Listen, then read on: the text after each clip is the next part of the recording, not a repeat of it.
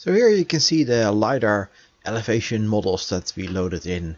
It's spread out over 6 separate files, and there are some gaps in between. So the first thing to do is to merge all these files together into one file. And to do that we use the Mosaic to New Raster tool. So you can either browse the toolbox or you can just go straight there by searching for Mosaic to New. There we go. So we choose all our rasters, we'll add them all one by one. Oh, I missed the second one.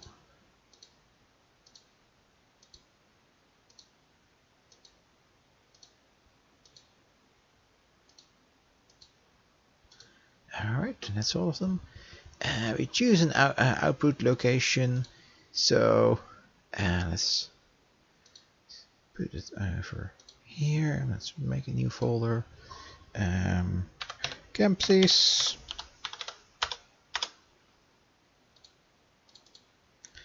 And let's just use this.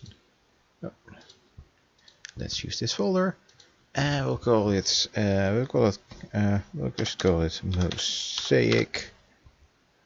Spatial reference. We'll just use the default option. And this seems a bit low, so let's set this to 16-bit.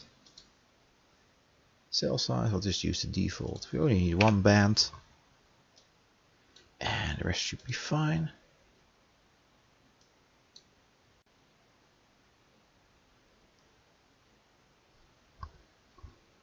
Alright, so the tool is now finished, and we can close all the other files and leave only our Mosaic open. Alright, so we can see our Mosaic here. There's definitely some parts with gaps, so we can't really use those. The area that we're interested in is over here, so let's just crop around that. And rather than using the clip function, we're just going to use another trick that you can use. We're just going to add a graphics object, and to do that we need to draw menu. So do this, draw, and then this allows us to draw a rectangle. So let's zoom in a little. And let's draw a rectangle about here. This should do the trick.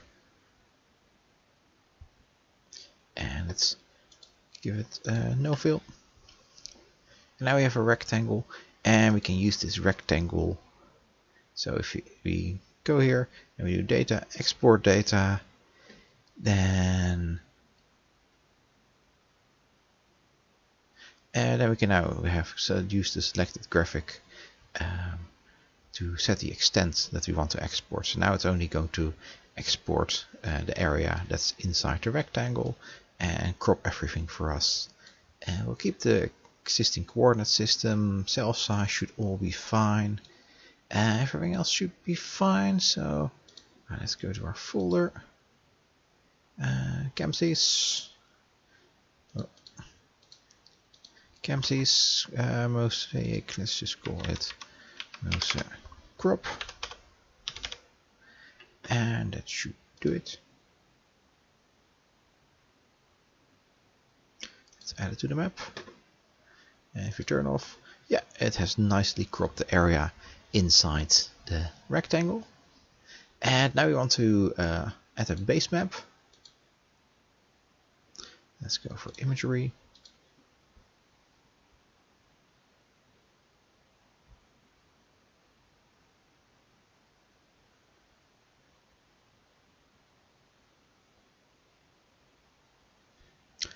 Alright, and now we basically want to export a piece of the base map the same size as our elevation model. And we can do that. First we turn this layer off, and then we do we set the extent of the data frame. We also set that to our rectangle. So we go to properties, and what is it? Data frame, extent of data frame, specify extent, use outline of selected graphic. Okay. And now if we export our map, it will only export the area inside the rectangle, and it will export the base map. So now that all the other layers are invisible, we can just export map. So campsies, and we'll call this base map. High resolution should be, and it needs. It's important to have this checkbox here checked for right world file. World files are small text files with the coordinates of the file, and they are used to georeference graphic files. So these files, you can just open them in any graphics program, but the little text file on the side contains all the georeferencing information.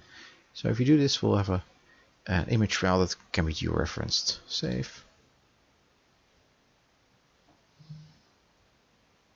Alright, and those are all the steps for ArcMap.